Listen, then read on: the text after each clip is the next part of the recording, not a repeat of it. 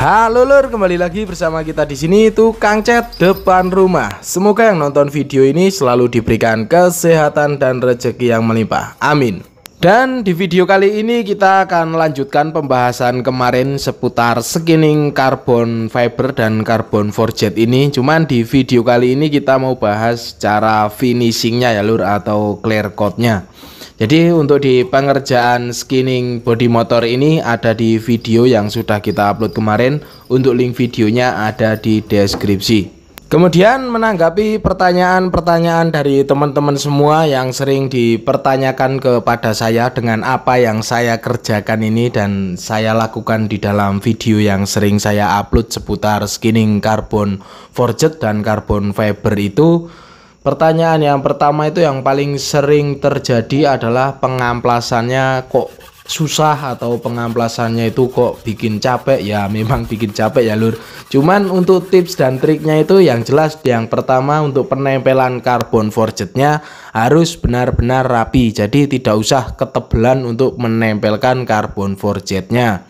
Ataupun penempelan carbon fibernya itu harus benar-benar mengikuti bentuk dari media yang kita skinning. Jadi nut-nutnya itu masih kelihatan. Kalau ditumpuk secara tebal dan pengecoran resinnya pun itu sangat tebal, itu nanti akan susah ngebentuknya atau mencari bentuknya itu pastinya akan susah.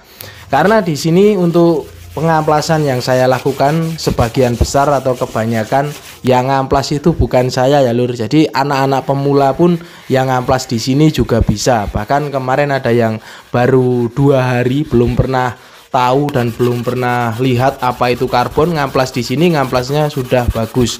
Karena untuk penempelannya tadi yang pertama memang harus benar-benar rapi. Jadi tidak boleh terlalu tebal dan ketebelan. Kemudian untuk bubble, buih ataupun semacam kabut itu untuk pengecorannya pastikan jangan terlalu tebal ya lur, apalagi jika menggunakan epoxy resin memang rawan berbuih. Jadi untuk pengolesannya itu memang harus tipis-tipis saja jika tidak di torch ataupun menggunakan hot gun. Sama seperti di proses pengerjaan bodi motor ini kemarin kita tanpa torch ya lur.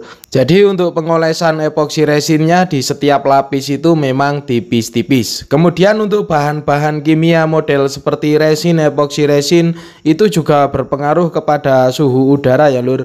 Jadi jika suhu udara itu lembab dan dingin itu kemungkinan juga bisa berbuih ataupun berembun. Jadi untuk suhu udara juga diperhatikan. Karena untuk model resin atau epoxy resin itu mereknya banyak sekali. Untuk yang saya gunakan atau yang saya pakai ini epoxy resin dari Fusion. Untuk lebih lengkapnya bisa cek di video pembuatannya kemarin. Untuk link videonya ada di deskripsi ya lur. Nah oke lur, jadi sekarang kita lanjut ke prosesnya yaitu finishing atau clear coatnya. Di sini yang pertama saya akan menggunakan bell coat 3000 1:1 ya lur. Jadi untuk pengeklirannya akan kita lakukan sebanyak 2 kali dengan metode clear ulang atau bahasa kerennya itu flow coat ya lur. Jadi di sini kita takar terlebih dahulu untuk perbandingan clear bell coat PU 2K 3000 ini 1:1. Di sini tanpa penambahan thinner ya lur.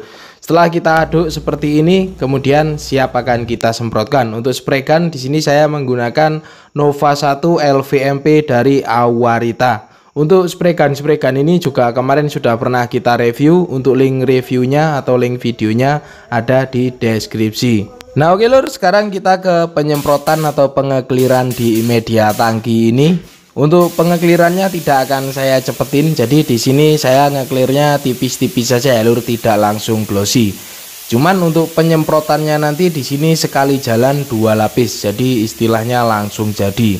Atau kalau bahasa anak-anak itu sering menyebutnya one shot plekentur atau apalah itu namanya. Kemudian untuk di setelan spray gunnya di sini sebenarnya setelannya feeling ya lur. Jadi seenak atau senyaman dari tangan saya atau gerakan saya.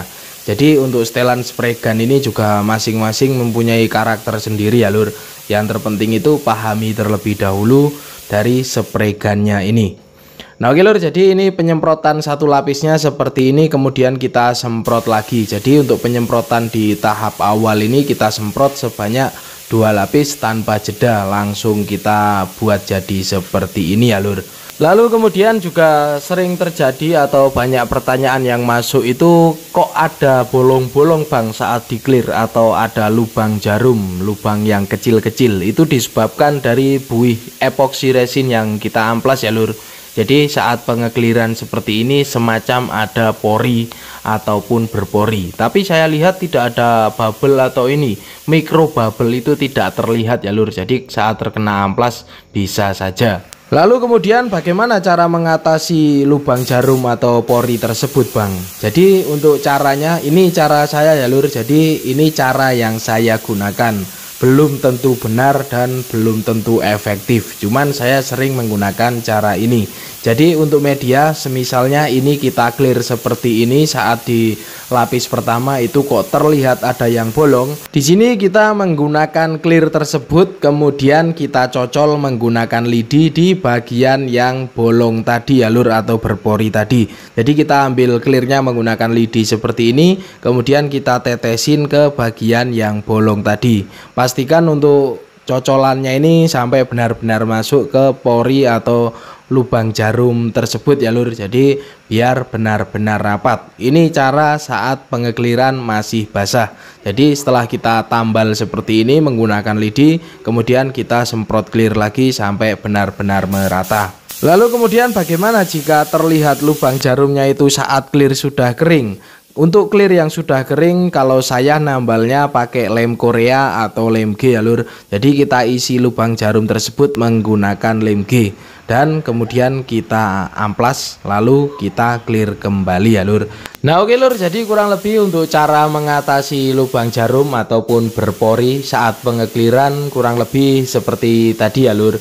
Jadi untuk teknik pengeklirannya memang rata-rata yang saya kerjakan itu menggunakan teknik clear ulang atau flow coat. Cuman kadang ada di media-media yang kecil seperti casing HP itu sekali clear jadi juga ada.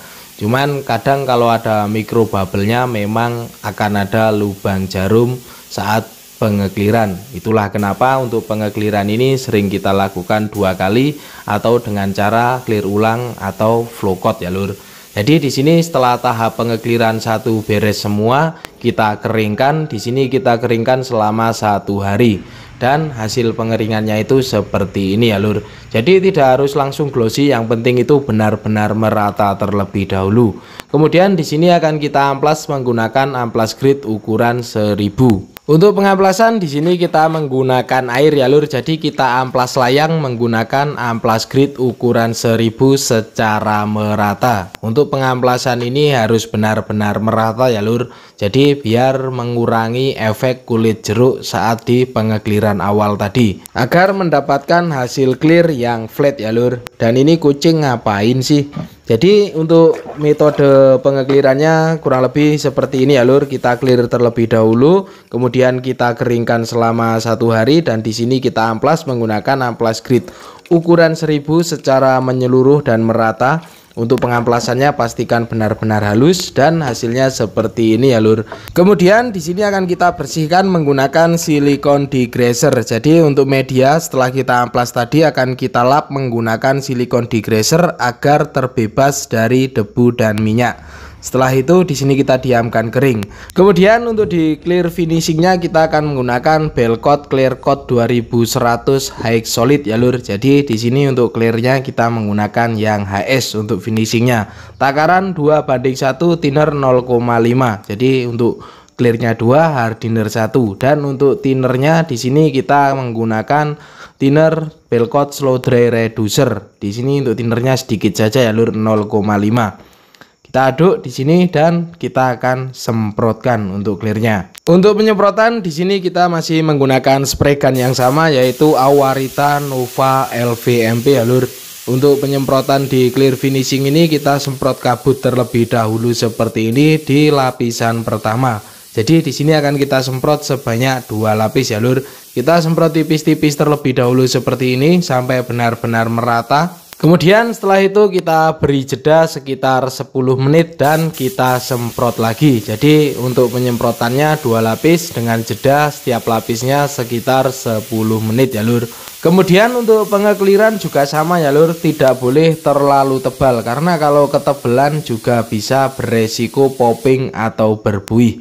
Apalagi untuk clear HS ini sebenarnya 2 lapis saja sudah bisa mendapatkan glossy yang bagus ya lur. Jadi tidak usah terlalu tebal untuk pengeklirannya.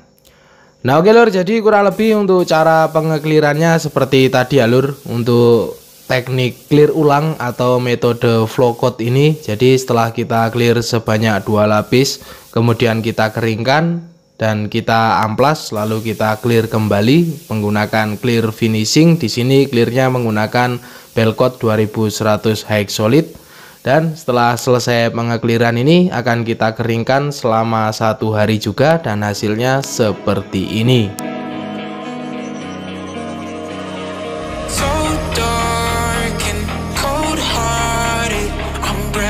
To say the least, so far from a superstar, and my daydreams are killing me. Feel like I'm losing my mind. I'm never feeling okay. Good days are so hard to find.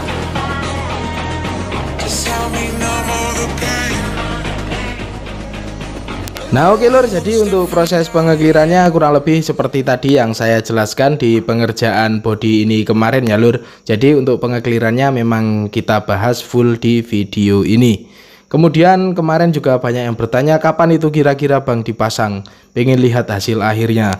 Jadi untuk pemasangan ini body motor kayaknya masih lama ya lur, karena ini dari kerangkanya, shock depan, kemudian swing arm, lagi di skinning carbon forged juga. Dan untuk kelarnya atau siapnya itu masih belum tahu ya lur ya. Pokoknya nantikan saja, nanti kita upload hasil akhirnya setelah dipasang semuanya dari kerangka yang sudah di carbon forged, shock depan, swing arm, dan juga di body-bodinya ini ya lur ya. Nah oke lur, jadi kurang lebih seperti itu yang bisa saya sampaikan di dalam video kali ini seputar pembahasan pengekliran skinning carbon fiber dan carbon forged. Terima kasih sudah menonton, semoga videonya bermanfaat. Jangan lupa makan, ngopi, dan terus berkarya pastinya. Nantikan terus video-video seputar pengecatan dari channel ini, di subscribe biar tidak ketinggalan, dan thank you.